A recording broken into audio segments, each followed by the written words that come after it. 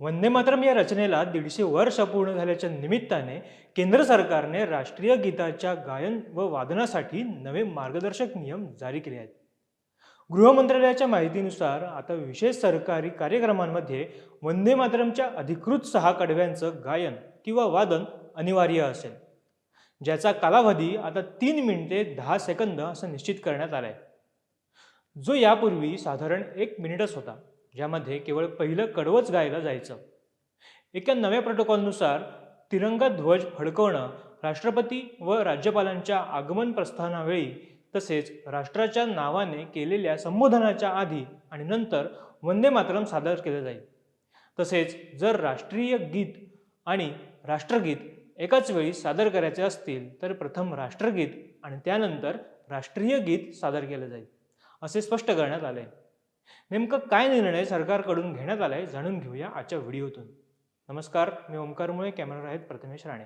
वंदे मातरम या गीताची रचना बंकिमचंद्र चट्टोपाध्याय यांनी केली असून ते त्यांच्या आनंदमठ या कादंबरीतून घेतलं आहे.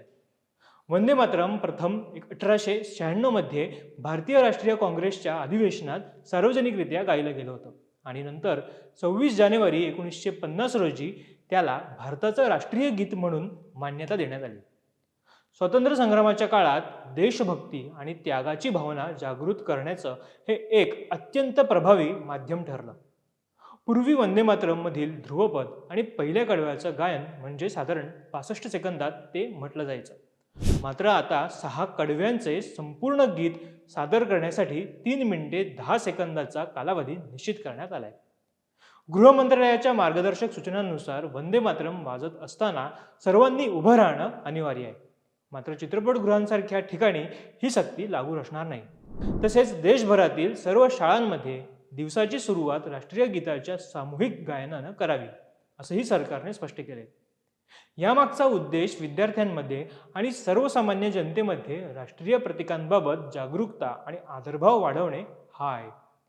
त्याचबरोबर नागरी सन्मान समारंभाच्या वेळी, औपचारिक राजकीय समारंभावेळी व सरकारद्वारे आयोजित कार्यक्रमात राष्ट्रपतींच्या आगमनावेळी आणि अशा कार्यक्रमांतून त्यांच्या प्रस्थानावेळी तसेच आकाशवाणी व दूरदर्शनवरून राष्ट्रपतींचे राष्ट्राला उद्देशून संदेश प्रसारित होण्यापूर्वी व नंतर, त्याचबरोबर राज्यपाल किंवा उपराज्यपाल यांच्या राज्यात किंवा केंद्रशासित प्रदेशात औपचारिक राजकीय समारंभाच्या वेळी, त्यांच्या आगमन व प्रस्थानावेळी तसेच भारत सरकारने विशेष आदेश दिलेल्या इतर कोणत्याही प्रसंगी राष्ट्रीय गीताचे वादन केले जाईल. दिल्लीतील कर्तव्य पथावर झालेल्या यंदाच्या 77व्या प्रजासत्ताक दिनाच्या मुख्य परेडमध्ये संस्कृती मंत्रालयाने वंदे मातरमच्या 150व्या वर्षाचा उत्सव साजरा करणारी विशेष झांकी सादर करण्यात आली होती. 8 डिसेंबर 2025 हा दिवस कोणी कसं काय विसरू शकतं. लोकसभेत पंतप्रधान नरेंद्र मोदी यांनी वंदे मातरमवर झालेल्या चर्चेत काँग्रेसवर जोरदार निशाणा साधला होता. सुमारे 1 तास चाललेल्या भाषणात त्यांनी म्हटलं की काँग्रेसने मुस्लिम लीगसमोर गुडघे टेकले आणि वंदे मातरमचे तुकडे केले. नेहरूंना वाटत होतं की या गीतामुळे मुस्लिमांच्या भावना दुखावल्या जाऊ शकतात. वंदे मातरमसोबत विश्वासघात का करण्यात आला, असा रोकडा सवाल देखील पंतप्रधानांनी तेव्हा सर्वांसमक्ष उपस्थित केला होता.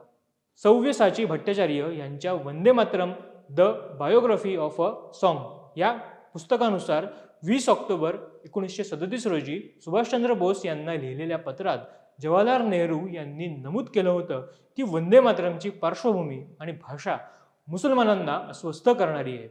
तसेच ही भाषा इतकी अवघड आहे की शब्दकोशाशिवाय ती समजणेही कठीण आहे. त्या काळात वंदे मातरमवरून देशात सांप्रदायिक तणाव वाढत होता. जवाहरलाल नेहरूंना हा वाद एका संघटित कटाचा भाग वाटत होता.